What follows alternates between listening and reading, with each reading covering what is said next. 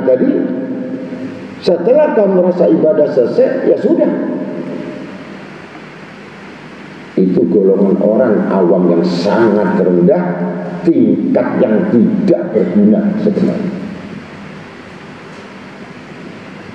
Karena tidak tahu ada satu kalimat yang diwajibkan. Bukan satu kalimat ini perintah Allah, bukan wajib. Bersyukur itu wajib hukumnya. Begitu. Orang yang mengeluh termasuk golongan orang yang kufur. Udah meninggalkan sesuatu yang perintah kamu bersyukur, ternyata kamu banyak mengeluh. Ini orang gak berpikir. Ini orang hilang pikirnya, hilang syukurnya, hilang tasbihnya.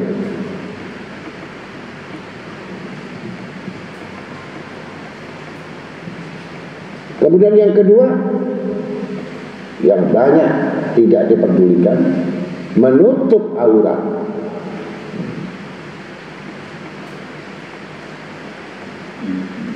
Laki-laki atau perempuan. Laki-laki pun di rumah atau di mana saja, walaupun kamu gak keluar rumah, jangan sekali-kali pakai celana pendek. Kelihatan lututnya, termasuk laki-laki ini tidak menutupi aurat. Ini sudah tidak dikabulkan doanya. Jadi apa yang diwajibkan tidak dilaksanakan, maka salah satu itu penentangan. Loh, ini kan saya di rumah.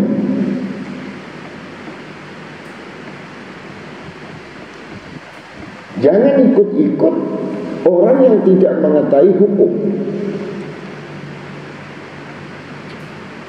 Kalau kita bicara perempuan lagi menutupi aurat, apa menutupi aurat? Apa kamu dengan berbaju muslimah ini nutup aurat? Kalau secara syariat kamu berjalan sendiri tanpa mahram, ini kamu sudah buka aurat.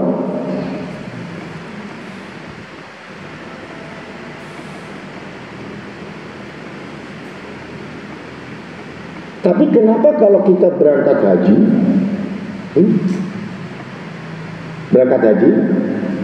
kita harus ada mahram?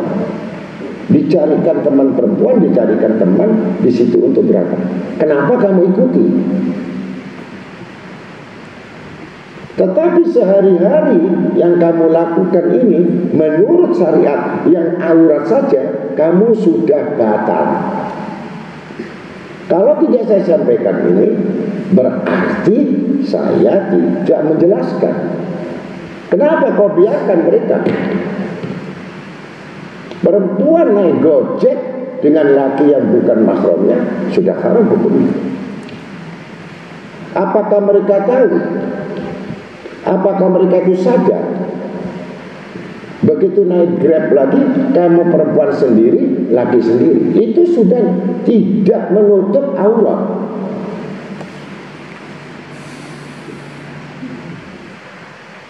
Ya renungkan saja.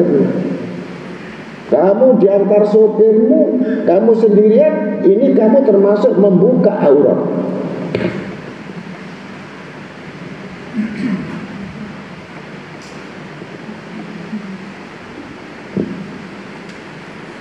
Ini bukan bicara fikih, ini bicara tentang apa wajibnya orang yang beriman. Nah ini kan sama-sama jamaah. Yang penting ini kan kita sama tuanya, nggak mungkin ada pikiran begini. Ini bukan masalah tua atau masalah muda, tapi hukum ar-rijal wan nisa. Kalau selain mahramnya, di situ diharamkan. Paham sudah ya? Ini wajib. Banyak yang mengatakan aurat itu hanya pakaian kudung. Kalau diteliti lagi, yang mana pakaian ketat, pakaian celana tanpa syar'i itu sudah kena hukum.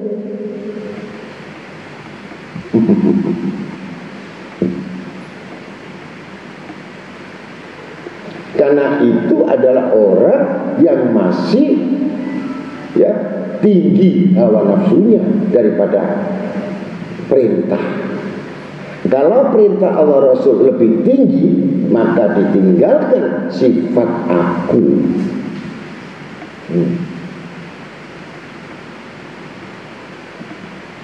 Bagaimana? Tapi dari satu segi kami mengikuti Allah, kami mengikuti Rasul, tetapi perintahnya kita tidak melaksanakan, dan itu wajib, bukan sunnah. Nah itu kuno, ini apa namanya, ini enggak perlu itu. Yang penting kan saya itu sudah rapi. Ini kan aturan yang dipakai manusia, yang bukan aturan Allah dan Rasul. Gitu. Jadi renungkan saja. Minimal kita naik Grab 2 orang wanita, ya temen. Nanti pulang sendirian, tolong aku antar dengan laki-laki di sini. Padahal sama jamaah, haram hukumnya. 40 hari itu doa tidak dikabulkan. Andai kata itu dikabulkan, itu usahamu, bukan dari Allah.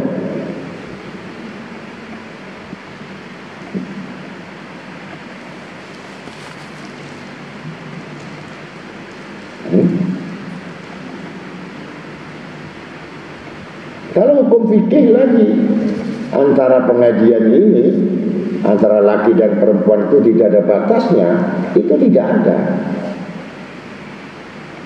Laki semua, nanti ngaji perempuan semua.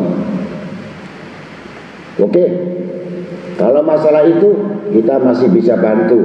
Silakan kalian kumpul sama-sama. Dalam arti ada batasan-batasan. Itu ada tanggung jawab dengan jawaban saya nanti kepada malaikat dan Allah. Karena saya anggap kalian datang seperti orang naik haji, mana perempuan mana laki. Harus saya tawaf menjadi satu, itu laki perempuan itu. Susah itu untuk membatasi mana laki mana perempuan, udah senggol-senggolan gak karuan. Itu jawabannya. Ada alim yang bertanya soal itu, saya jawab seperti itu, dia diam. Kenapa di Mekah tidak dilarang? Tapi hukum sebenarnya tidak boleh. Makanya santri wanita, perempuan nggak boleh lihat satu sama lain. Kalau orang betul-betul menutup ilmu, ini yang termasuk golongan menutup aurat. Yang ketiga, ayat yang beraurat, ya bani Adam, khudhu zinatakum inda kulli masjid. Ya Adam, gunakanlah hiasan pada tiap-tiap masjid. Artinya hiasan tiap masjid itu harus bisa menguatkan syariatnya. Jadi hiasan masjid itu bukan gambarnya atau gedungnya, bukan. Syariatnya dikuatkan di dalam masjid. Hiasan itu adalah syariat dan iman. Yang ketiga, menyempurnakan, mengamalkan wudu.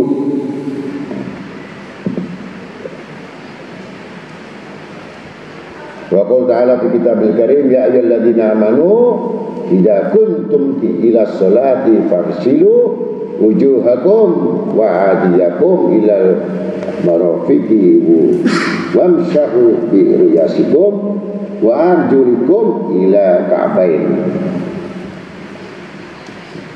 Artinya, orang-orang yang beriman, jika kamu bangun untuk sholat, maka basuhlah mukamu, kedua tanganmu, hingga dua siku, usaplah kepadamu, dan basuhlah kakimu dengan dua mata kaki. Ini syariat. Kemudian memeliharanya ketika batal wudhu lagi. Artinya sudah menyempurnakan, menjaga wudhu. Ketika sudah batal wudhu lagi. Kenapa demikian? Yang dikhawatirkan doa itu dikabulkan ketika kamu di luar sholat. Karena sifat Allah itu tidak bersamaan, tapi sifat Allah itu bersimpangan. Kehendak manusia dengan kehendak Allah itu berbeda. Bisa jadi kita itu di luar dari permohonan, di situ turun doa. Ketika kita berjalan, begitu kita ada wudhu, begitu kita ada zikir, begitu kita ada tasbih, begitu ada sholawat, turun malaikat memberikan doa yang telah dilupakan. Bisa jadi sekarang itu yang dikasihkan oleh Allah Ta'ala itu doamu yang 30 tahun yang telah kamu lupa. Bukan seminggu yang kamu doa itu langsung dikabulkan. Yang bisa jadi kamu mengaji 25 tahun lalu, ya, yang tersembunyi, yang disimpan Allah Ta'ala baru dicairkan ketika kamu lupa atas doamu itu. Bukan yang dimaksud sekarang. Doa yang kita ingat, sedekah yang kita ingat, amal yang kita ingat, kata-kata yang diingat, berarti orang itu tidak ingat Allah. Dan itu adalah orang yang tidak ikhlas. Padahal doa itu yang telah dilupakan, yang telah lupa, amalnya lupa, itu yang dibalas. Selama diingat, itu masih miliknya, bukan milik Allah. Sekali lagi, amal yang masih ingat itu milikmu, bukan milik Allah. Begitu kamu lupakan semua itu,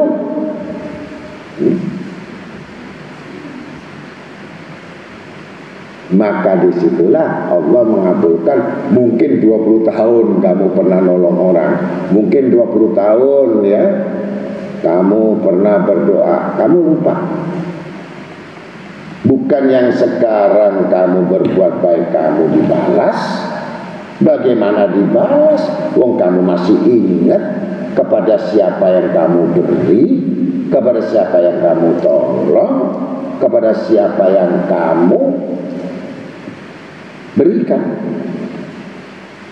Selama dalam ingatan itu masih milik kamu, bukan milik Allah. Kalau milik Allah, kamu gak ingat begitu milik Allah. Ini hasil dari menyempurnakan wudhu dan menjaga wudhu. Keempat, menyelesaikan sholat pada waktunya. Inna sholatu kanat alal mu'minin kitaban mawquta.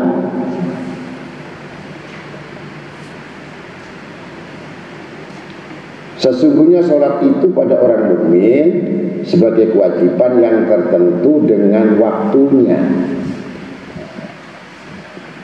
Man abdalu a'mal kila ya Rasulullah, amal yang paling abdul apa, yang paling utama apa? Sholat tepat pada waktunya. Gitu.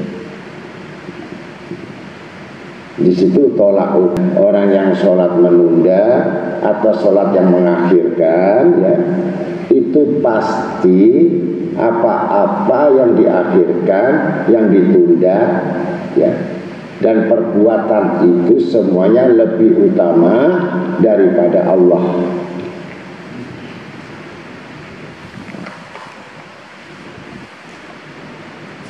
Dan ini termasuk golongan orang berdosa, walaupun waktunya itu ada, Oh ini pekerjaan tinggal sedikit saja, padahal Allah sudah panggil, hayya 'alas shalah. Gak dengar kalian, hayya 'alal falah. Ayo kita menuju kemenangan. Bergegaslah kamu, bangkit dengan merangkak sekalipun untuk menuju kemenangan. Kita tunda, kita terkalahkan.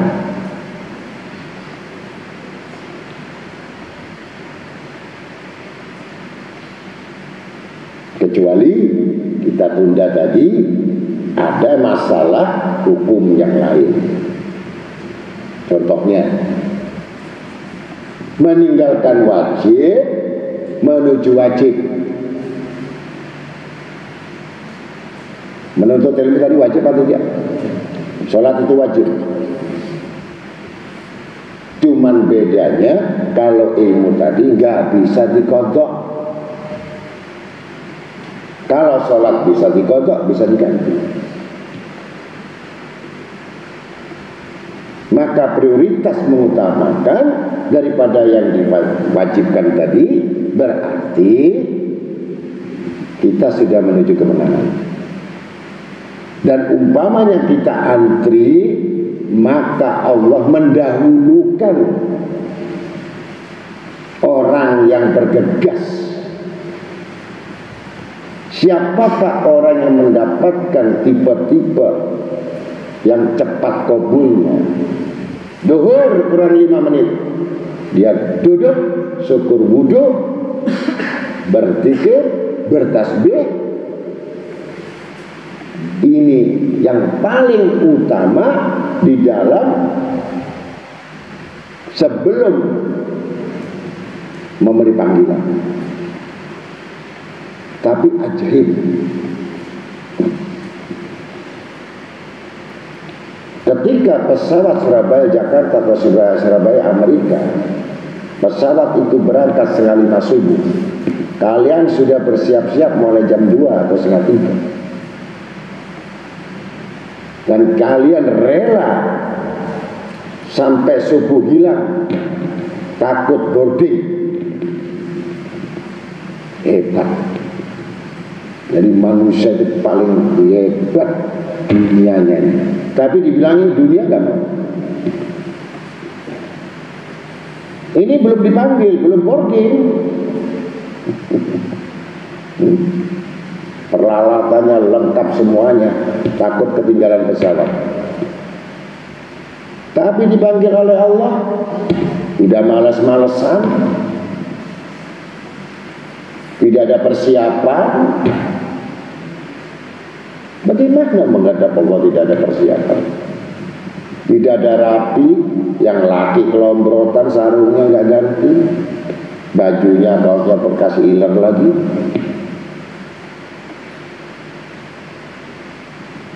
Ini mau menghadap siapa?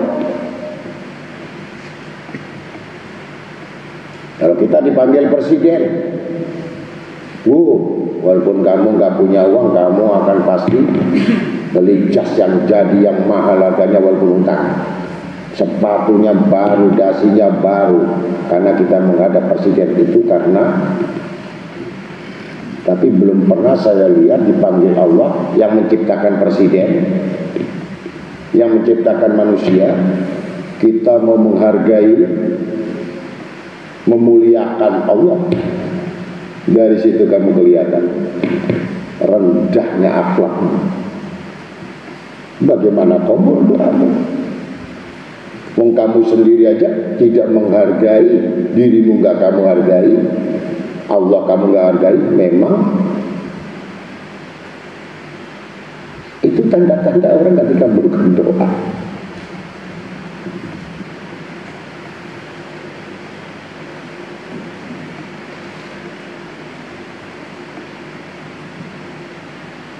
Jadi sholat tepat waktunya, menunda adalah kelalaian.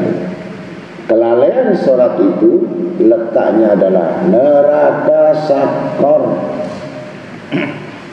Kelalaian dalam sholat neraka wel. Ya nggak takut, nggak masalah. Apalagi asar 5 menit maghrib, itu kamu sholat bersama pulangnya iblis. Jadi kalau tuh mamanya kamu kelihatan itu orang yang sholat itu sama-sama punya tanduknya begitu. Jadi iblis itu pulangnya sebelum maghrib itu, kemudian keluarnya iblis itu adalah pagi. Ketika pagi itu, subuh itu dia sudah bergerak mau keluar untuk menggoda anak cucu Adam. Ternyata kamu tidur, di situ dia jadi rumahnya. Makanya orang yang tidur bangunnya siang itu pasti bodoh.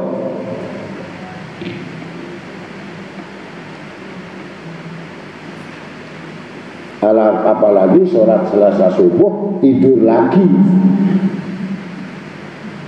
Iblis belum bergerak, dia tidur lagi, numpang lagi sama yang sudah sholat subuh sampai matahari terbit,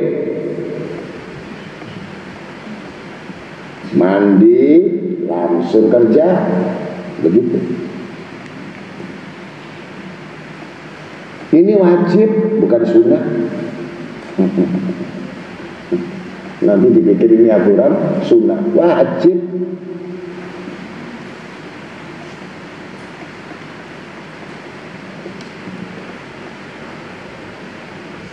Yang kelima, merasa tenang akan janji Allah dalam urusan rezeki.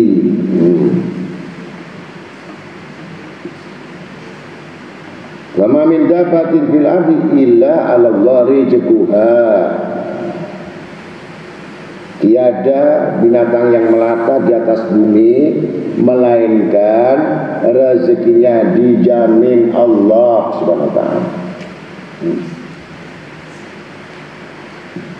Jadi orang takut masalah rezeki itu dia adalah orang yang menuduh Allah tidak memberi rezeki kepadanya. Tuduhan yang jahat, tuduhan yang buruk sekali kepada Allah, seakan-akan Allah tidak memberi dan menjamin rezekinya.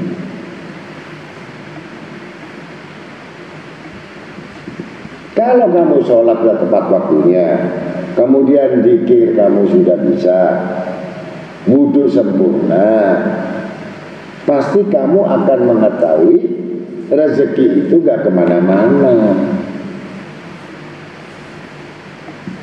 Karena sifat rezeki itu, kalau kamu jalan tenang, ya, kamu berdiri tegak, kamu akan tahu ada bayangan. Bayangan itu adalah sifat rezekinya, yang di mana-mana ikut kamu. Ketika kamu lari memburunya, berputar-putar, bagaimana kamu tahu itu bayangan?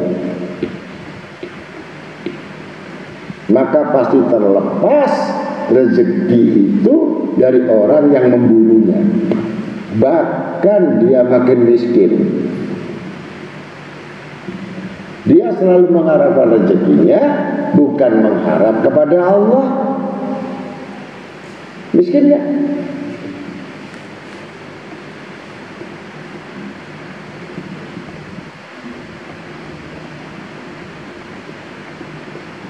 Nah, itu sifat rezeki. Jangan khawatir.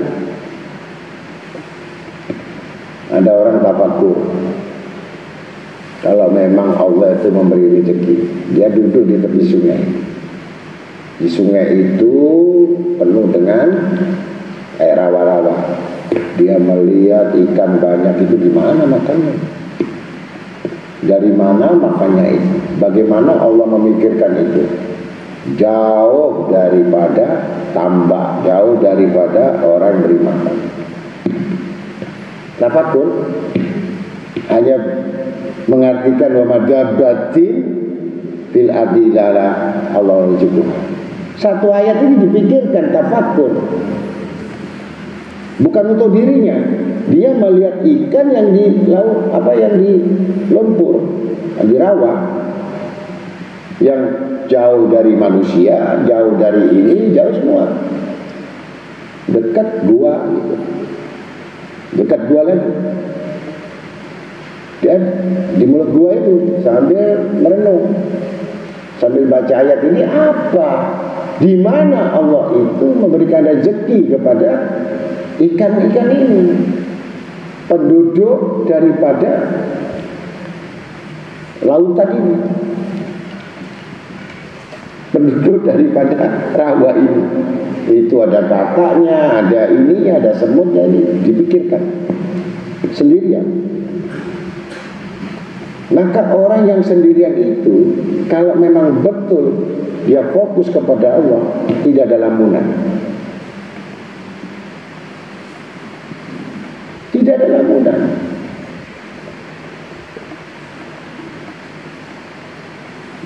Maka tidak langsung dia melihat, ternyata melihat di mulut gua itu ada ular besar. Ular besar itu lagi ganti kulit. Nah, ini apa lagi? Padahal dia tadi berpikir soal bagaimana makannya ikan. Tapi dilihat di mulut gua ini, dilihat ada ular. Tapi ular tadi bukan keluar, tapi ngelupas, membuang kulitnya. Kulitnya dibuang. Nah, dibuang. Kemudian dia masuk lagi ke lubang. Nah, sisa daripada kulitnya tadi itu tergeletak di mulut gua itu. Diperhatikan terus sama orang yang untuk mau tahu ini ayat ini di mana gitu loh. Tolong ya Allah bukakan contohnya, karena kami tidak yakin bagaimana ini. Sedangkan engkau berfirman bahwa rezeki binatang yang melata pun kau pikirkan rezekinya, gitu. Tidak lama, nggak masuk akal. Dari mulut gua itu ada angin. Angin itu menggembus daripada kulit daripada ular tadi sampai terbawa kulit ini ke sungai. Banyaknya itu sampai ke sungai, baru dia terkejut jawabannya. Ternyata di situ yang mungkin udah kelaparan lama kali yang namanya ikan ini, langsung kumpul itu ratusan sampai ribuan. Itu mencapik-capik yang namanya kulitnya ular tadi sebagai santapannya, sampai pataknya semua sekali. Dan itu tidak habis. Ternyata Allah Ta'ala mikirkan rezekinya lewat ular tadi, yang tidak bisa dipikirkan oleh manusia. Dari mana makannya ikan itu terjawab, langsung sujud kepada Allah Ta'ala yang namanya orang yang takwa ini tadi, untuk membuktikan ayat tersebut.